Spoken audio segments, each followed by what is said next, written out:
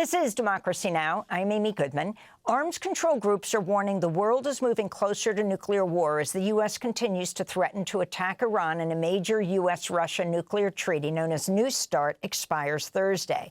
Last week, the Bulletin of Atomic Scientists set the Doomsday Clock to 85 seconds to midnight, the closest the clock's ever been to midnight in its history, due to rising threats from nuclear weapons, artificial intelligence, and the climate crisis. This is Don Holtz of the Bulletin of Atomic Scientists.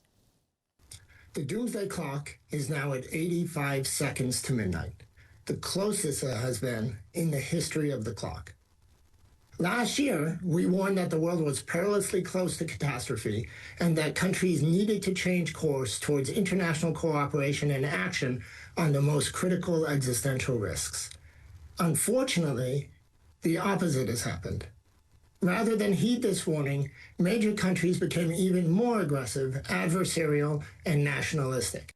We're joined now by Dr. Ira Helfand, steering committee member of Back from the Brink, a national coalition which has organized people in cities and towns across the United States to call for the end of nuclear weapons. Dr. Helfand is a longtime member of the International Campaign to Abolish Nuclear Weapons, ICAN, which received the 2017 Nobel Peace Prize. He's also the immediate past president of the International Physicians for the Prevention of Nuclear War, which awarded the 1985 Nobel Peace Prize. And Dr. Helfand is co-founder and past president of Physicians for Social Responsibility. Talk about the dangers the world faces today and what this New START treaty is all about that expires tomorrow. Dr. Helfand. Thanks for having me on, Amy. We are in a very, very dangerous moment. Things have been getting bad for some time. Tensions between the United States and Russia have been getting worse. Tensions between the United States and China have been getting worse. Tensions on the Korean Peninsula have been getting worse. India and Pakistan actually fought a war for a few days last year. It's an unprecedented situation. In the last year, 5 of the 9 countries which have nuclear arsenals have been engaged in warfare. Russia, the United States, Israel, India, and Pakistan.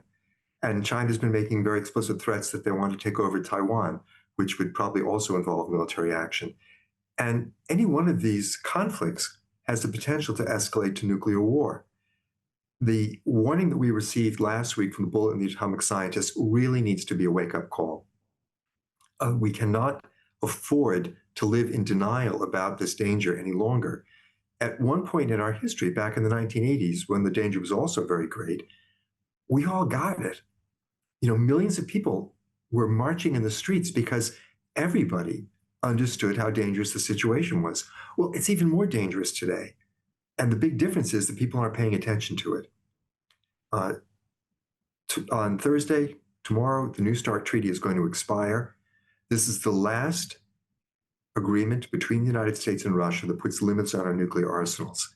And with the expiration of this treaty, the path is now open for a very dangerous, very destabilizing arms race.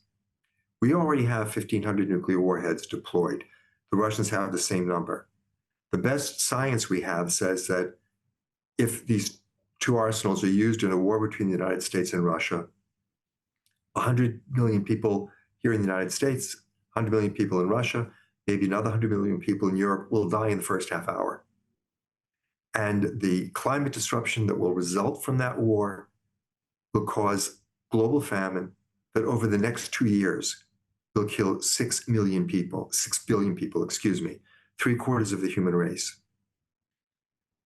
That same study that came up with those numbers also looked at what would happen if India and Pakistan went to war and found that a war between these 2 relatively small nuclear powers, involving just 250 nuclear warheads, could kill 100 million people directly and also lead to a global famine, not quite as severe as we'd see in a conflict between the United States and Russia, but bad enough to kill 2 billion people, 1/4 of the human race in 2 years. So that's the armament we have already. And with the expiration of New START, there's talk of expanding the arsenal further. Here in the United States, there are powerful voices saying it's not enough to have 1,500 nuclear warheads. We need to have as many as the Russians and Chinese put together. Well, if the United States increases its arsenal to a size equal to the Russians and the Chinese together, the Russians are going to say they need to have an arsenal as big as the US arsenal. And it's just going to cause a spiral, as we saw in the 1980s when we got to the insane level of 70,000 nuclear warheads in the world. Today it's 12,000, enough to destroy the world many, many, many times over. There is no rational reason for any country to build a single additional nuclear warhead. But with the expiration of New START, that's probably exactly what's going to happen.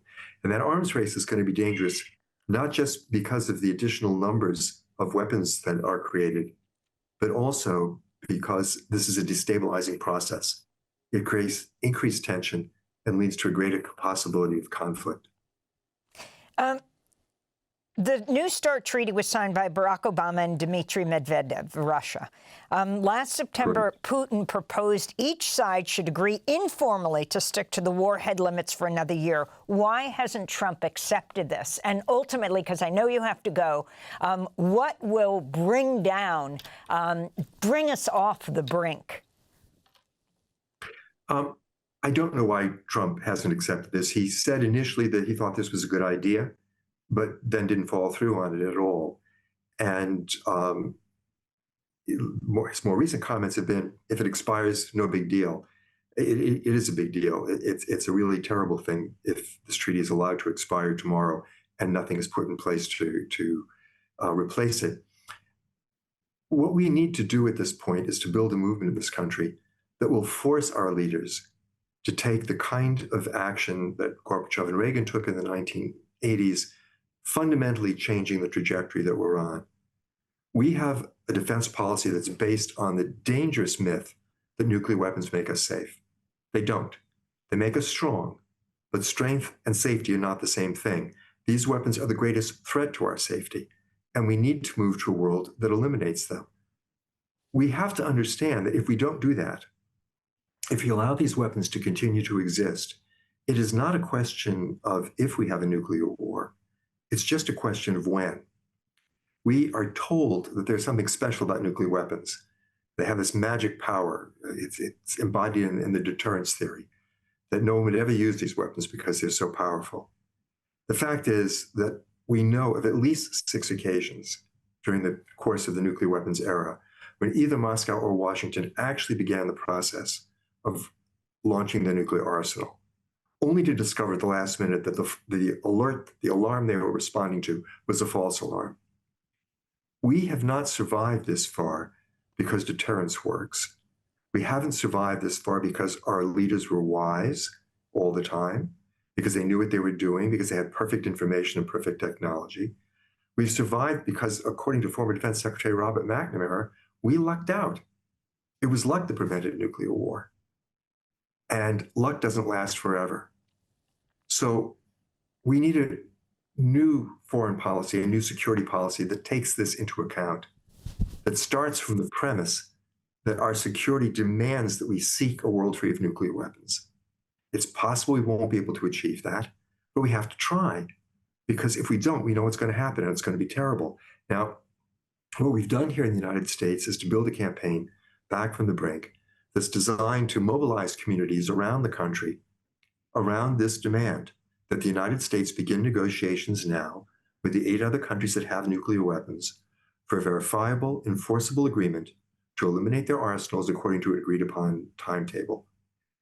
We also ask the United States to take a number of unilateral steps that it can do safely, which will lower the danger of nuclear war and demonstrate our good faith in entering into these negotiations. Dr. Ira, we don't ask the United States to disarm unilaterally, but to provide leadership for universal disarmament.